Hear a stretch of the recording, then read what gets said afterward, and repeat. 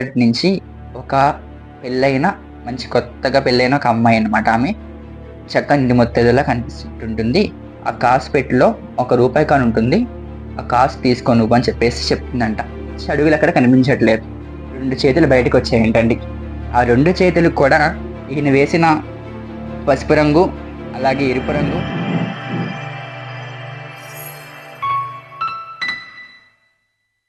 శ్రీమాత్రే నమః.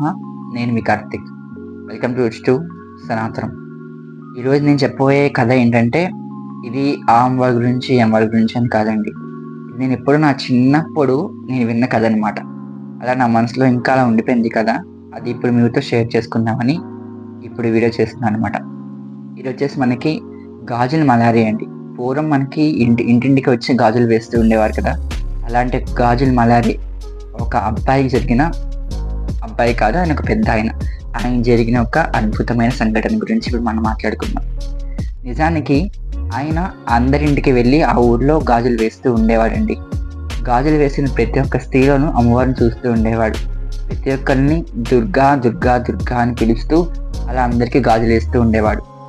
పూర్వం గాజులు వేసుకోవడం అంటే అదొక సాంప్రదాయం కింద వస్తూ ఉండేది. ఎవరి గాజులు వాళ్ళు వేసుకునేవారు కాదు. ఇప్పట్లాగా గాజులు మళ్ళీ వాళ్ళు వస్తే ఆ గాజులన్నీ ఇక్కడ పెడితే అందరూ వచ్చి గాజులు వేసుకుంటూ ఉండేవారు ఆయన దగ్గర. ఇలా ఆయన దుర్గా దుర్గా దుర్గా అని పిలుస్తూ ఉంటుంటే అందరూ ఆయన్ని దుర్గాదాసు అనేవారు. అలా ఆయన ఆ ఊర్లో అందరికి గాజులు వేస్తూ బయలుదేరి ఉన్నాడంట. ఎక్కడి నుంచో చెరువుగట్టు నుంచి ఒక మంచి కొత్తగా పెళ్ళైన ఒక అమ్మాయి అనమాట. ఆమె చక్కగా ఇంటి ముత్తైదులా కనిపిస్తుంది. ఆమె వచ్చి నాకు గాజులు వేస్తావా అందంట. ఈయనేంటి అందరిలాగే ఎప్పుడు ఇంకా అమ్మవారి స్వరూపంగా భావించి గాజులు వేస్తున్నాడు. ఆ అమ్మాయికి ఈ పలానా ఎరుపు రంగు గాజులు బాగున్నాయి, ఆకుపచ్చ బాగుంది, పసుపు బాగుంది అంటే ఆ అమ్మాయికి ఏ గాజులు నచ్చితే ఆ గాజులు తన చేతికి తొడిగాడంట. తొడిగిన తర్వాత ఆ అమ్మాయిని చూస్తేనేమో బాగా డబ్బున్న అమ్మాయిలా కనిపిస్తుంది. ఈయన ఎలా అనుకుంటాడు, ఆ అమ్మాయి దగ్గర చిల్లి గవ్వ కూడా ఉండదని చెప్పేసి సరే అయితే గాజులు వేశాడు.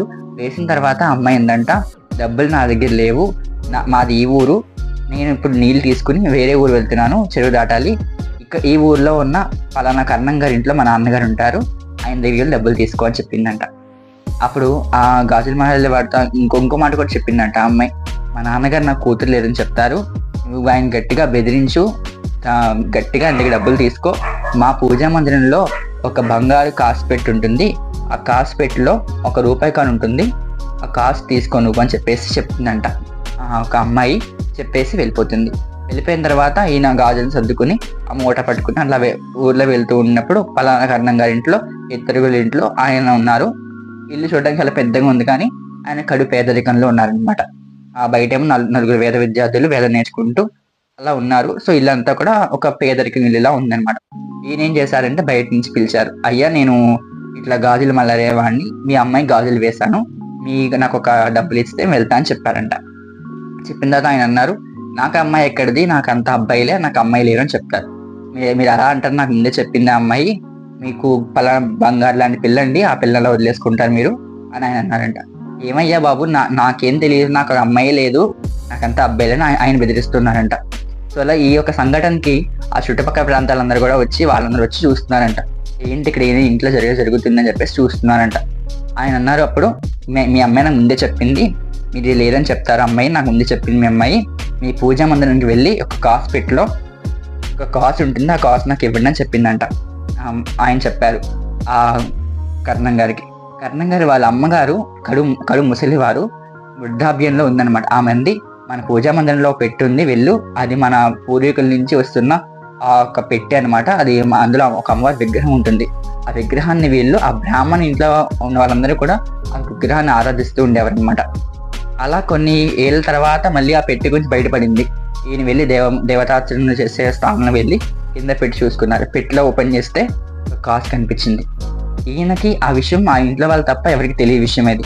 ఆ గాజులు వేసుకునే మలారి వాడికి ఎలా తెలిసింది చెప్పేసి ఈయన ఎంతో ఆశ్చర్యపడిపోయి ఇదంతా అమ్మవారి అనుగ్రహం అని చెప్పేసి ఆయన దగ్గరికి వెళ్ళారు. నిజంగా నీకు ఈ గాజులు ఎక్కడ వేయించుకున్నావు, ఎక్కడ వేసారు, నాకు చూపిస్తా పద అన్నారంట. ఈ గాజుల మలారివాన్ని తీసుకుని వాళ్ళందరూ కలిసి ఆ ఒక చెరువు గట్టుకి వెళ్ళారు. చెరువు గట్టులో ఆ అడుగులు చూస్తే అవన్నీ కూడా లోపలికి వెళ్తే కనిపిస్తున్నాయి కానీ బయటకు వచ్చి అడుగులు అక్కడ కనిపించట్లేదు. ఇలా ఆ అమ్మాయి కాళ్ళ అడుగులు కూడా కనిపించాయి అన్నమాట. సో అక్కడ ఉన్న వాళ్ళందరూ కూడా ఏదో ఒకటి జరుగుతుందని చెప్పేసి ఆ ఊర్లో ఉన్న వాళ్ళందరూ కూడా ఆ చెరువు గట్టు దగ్గరికి వచ్చారు. వచ్చి చూసేసరికి ఆ ఒక చెరువు నుంచి 2 చేతులు బయటకు వచ్చాయంటండి. ఆ 2 చేతులు కూడా ఈయన వేసిన పసుపు రంగు, అలాగే ఎరుపు రంగు, ఆకుపచ్చ రంగు గాజులు కనిపించాయంట.